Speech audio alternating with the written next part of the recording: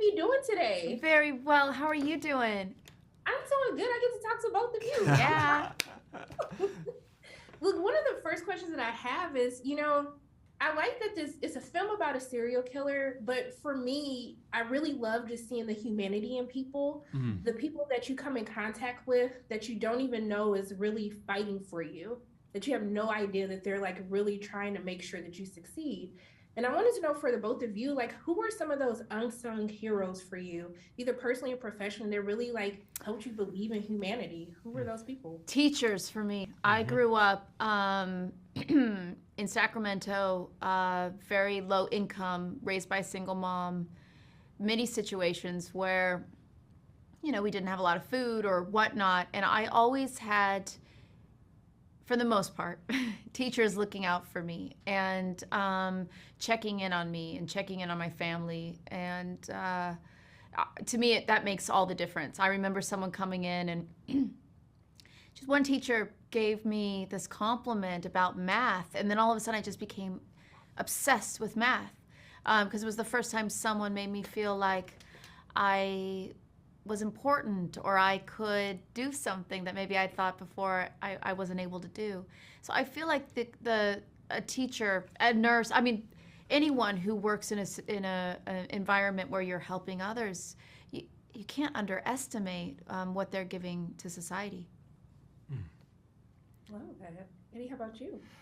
Do you know, honestly, for me, it is nurses. It's I had a situation recently where a friend was in an ICU, and I was there for a period of time, and witnessing what a polymath nurses have to be.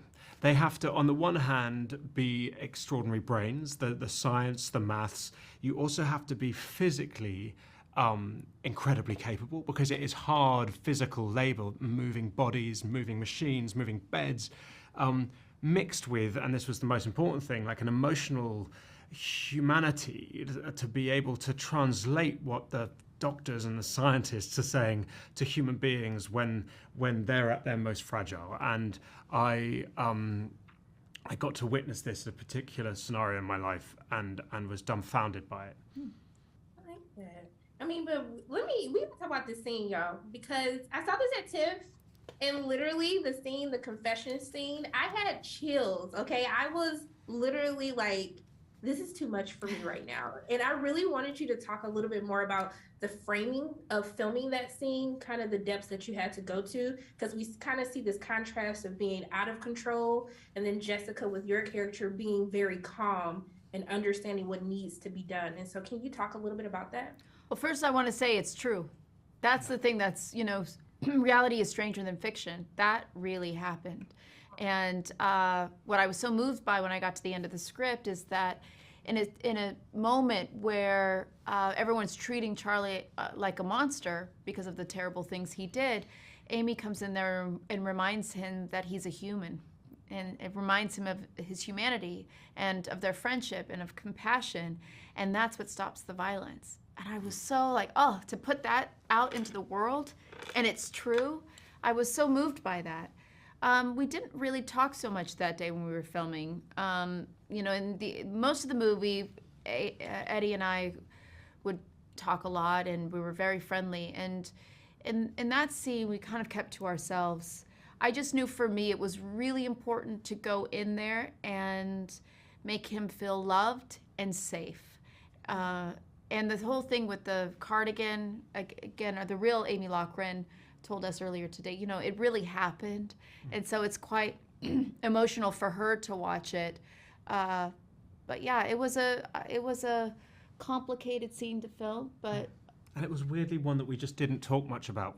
Jess and I spent a month working with our brilliant director beforehand, really working on the intricacies of the script. But it was so stunningly written, that last passage, and it was also so much of it was also taken from real life, that we chose to kind of subconsciously not talk about it, and we just found it in the day. But fortunately, it was also shooting it at the end of the shoot, so we had done all the other work. And things like the moment with the cardigan, there's the moment earlier in the film where Jess is, as Amy, is very vulnerable, and he puts that cardigan over her, and the sort of reciprocation of that later felt yeah, it did feel intense, but it also was a thrilling day of work. Look, I love that scene. It's literally stuck with me since the festival. But I want to thank you both so much. This is like so cool that I got to speak with both of you. So I appreciate you taking time out of your day. And I'm just sending nothing but love and light both your ways. I hope Oh, you Oh, have a thank honey. great you. day. Thank Back you at you. so much. Yeah, back at you. Have a great day. So, bye. Bye. Bye. Wait, how are both of you doing today? You're doing great. Great. Wow, that's a great background there. Look, I That just you had to Yeah. like thing. I was in the room with y'all. Like, this is it. That's great. That's great. One of the first questions that I have is I really love, you have Amy and then you have both of your characters. You have these people who are really giving a voice to the voiceless. There's always someone that's fighting for you somewhere that you just don't know about. And I like that in this movie, we kind of showcase these unsung heroes. And I wanted to know for you, like, who are some of the unsung heroes in your life that have been fighting and advocating for you? And you can speak personally or professionally because that's your business. So whichever way you want to answer. I was just talking earlier about, I think the great unsung heroes of my life have been my teachers. I think teachers are some of the great unsung heroes of our world. They're the people that nurture and feed our kids and guide them and shape them and help them fulfill their own potential and their own sense of self and their own identity. And that's the world. That becomes the world in, 15 years, right? The teachers are the people that are nurturing the future. And we don't appreciate them enough. We don't credit them enough. We don't think about them enough. We don't pay them enough. And, I wouldn't be here but for the teachers that brought me here. Yeah, I would add, and I think it's probably along the same vein, but mentors. I think our mentors are also really big heroes for us, or for me, and the people that encourage me and give me that positive feedback that I need in that moment, or help me if I'm going off in the wrong direction, help me get back on the straight and narrow. And I was saying it earlier, Noah was one of those people for me in this film, and just being able to sort of guide my process along in a way that helped me be successful in it. So yeah, I'd say that. Okay, Noah, the mentor. Hello. Come on, Noah. Embrace it. I've been called mental before, but never mentor. Thank you, Nnamdi.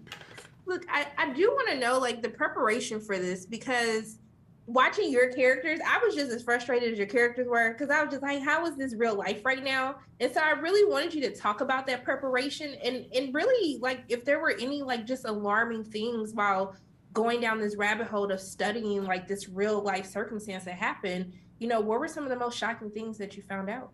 For me, it was just what you just said. Like, even in the story, when I read the script, I couldn't understand why they weren't just arresting him and putting him in jail. Like, I didn't understand the technicalities. I was with you. I was a regular audience member. I'm watching, going, wait a minute, this guy did it. Lock him up. Like, why are these detectives? Why do they even need Amy? Like, I mean, we have all these deaths, and you can look at the Pixis report, and you can put it all together, and it seems black and white, But that's not the way the law works. Right. And the reality of that, like, it was like going to law school almost, like a little mini course in criminal procedure, because I didn't understand why their hands were so tied. And that was really, an interesting part of the story for me, just to understand that, and the frustration that police officers deal with, and we're grateful for those protections from the courts. Obviously, it would be problematic without them. But I just the true intricacies and difficulties and the hurdles that they have to overcome was surprising to me. And I think for me it was the there's that card at the end of the film that talks about how many people Charlie actually killed while he was doing this, and the hundreds of, and I think there's even a part in there where it says we'll never know the exact number. And for me, that's what blew me away, because reading the script and sort of getting into the story, you hear about these 9 or 10 people that he's killed, and it's like, oh, this is horrible what he's doing. But I didn't realize the impact and how deep it was, and that it went through hundreds of people that he was killing in these situations. So I think that was the big thing that blew me away from the whole story. Look, I just want to thank both of you for speaking with me today. I really enjoyed this movie. I love projects like this that just educate people about real life, our systems, and how we need to fix it. I'm just thanking the both of you for your time, and I'm sending nothing but love and light both your ways. I hope you have a great day. Thank you so much. Thank you. Appreciate it. Hi, how are you doing today? Very well, thank you. Nice to meet you. It's great to meet you. I mean, one of the first questions that I have is I wanted you to talk more about balancing this tone, because this film is a movie about really a serial killer, but it's also a movie talking about the systems that really fail the people that it's supposed to protect, but also balancing that with the humanity, those few rare people who just find light in everyone and want to fight and give a voice to the voiceless. And I wanted you to talk about, like, what was your first approach on balancing those different tones in this film? Well, reading Charles Graeber's book and Christie's first draft made me realize that here was a story that on the surface was a serial killer movie, but underneath that was a story about a system that had lost its humanity. And underneath that, in its core, was a story about the nurse who reminded everybody of the quality of humanity. So it kind of was given from the beginning for me to try to build this.